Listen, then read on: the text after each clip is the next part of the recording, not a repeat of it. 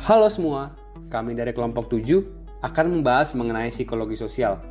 Seperti yang kita tahu, belakangan ini terjadi pelarangan mudik oleh pemerintah untuk meminimalisir angka COVID. Namun, masih ada aja warga yang tetap melakukan tindakan mudik. Apa sih hubungannya dengan psikologi sosial? Yuk kita bahas. Psikologi sosial. Psikologi sosial adalah suatu studi tentang hubungan antar manusia dan kelompok. Sedangkan sosiologi adalah ilmu yang mempelajari tentang hubungan manusia serta mempelajari manusia dalam kehidupan bermasyarakat. Artinya, hubungannya ialah sama-sama membicarakan tentang manusia, karena keduanya mempunyai objek serta tujuan yang sama, yaitu manusia. Hal yang menjadi pemikiran sosiologi adalah kehidupan bermasyarakat. Sedangkan psikologi sosial meninjau tingkah laku yang menggambarkan jiwa manusia. Dengan kata lain, psikologi sosial dan sosiologi berhubungan erat dalam kehidupan seperti problem solving. Hubungan psikologi sosial dengan antropologi. Psikologi sosial dan antropologi berkaitan erat karena saat seseorang mencoba untuk mengamati jiwa seseorang dari tingkah lakunya, tentu harus tahu terlebih dahulu mengenai manusia itu sendiri. Seperti apa manusia itu, bagaimana kegiatan mereka sehari-hari, apa saja kebiasaannya, dan begitu juga sebaliknya. Sebelum mempelajari tentang jiwa seorang manusia, terlebih dahulu kita pelajari manusia itu sendiri. Hubungan psikologi dengan ilmu pendidikan. Psikologi dan ilmu pendidikan tidak dapat dipisahkan satu sama lain, karena memiliki hubungan yang sangat erat.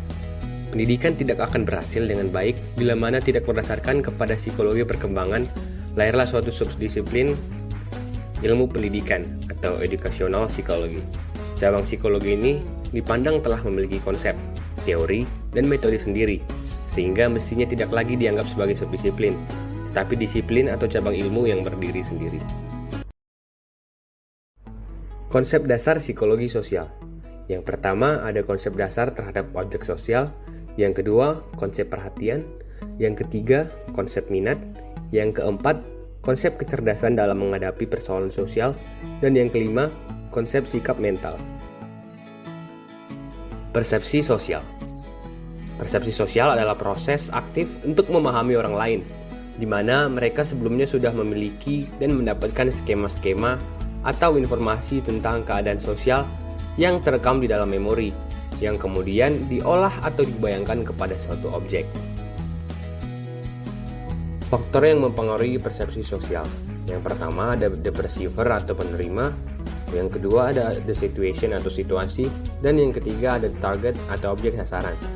Ciri-ciri pada diri objek yang dapat memberi pengaruh untuk dapat menentukan terbentuknya persepsi sosial ada 4, yaitu yang pertama novelty atau keunikan, yang kedua kekontrasan, yang ketiga ukuran dan intensitas dalam diri objek, dan yang keempat proximity atau kekompakan. Nah, selanjutnya ada prasangka sosial. Menurut Worcel dan kawan-kawan, pengertian prasangka dibatasi sebagai sifat negatif yang tidak dapat dibenarkan terhadap suatu kelompok dan individu anggotanya. Prasangka atau prejudice merupakan perilaku negatif yang mengarahkan kelompok pada individualis berdasarkan pada keterbatasan atau kesalahan informasi tentang kelompok. Prasangka juga dapat didefinisikan sebagai sesuatu yang bersifat emosional, yang akan mudah sekali menjadi motivator munculnya ledakan sosial.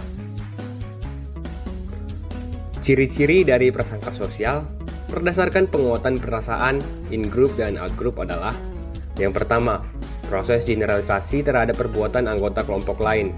Yang kedua, kompetisi sosial. Yang ketiga, penilaian ekstrim terhadap anggota kelompok lain.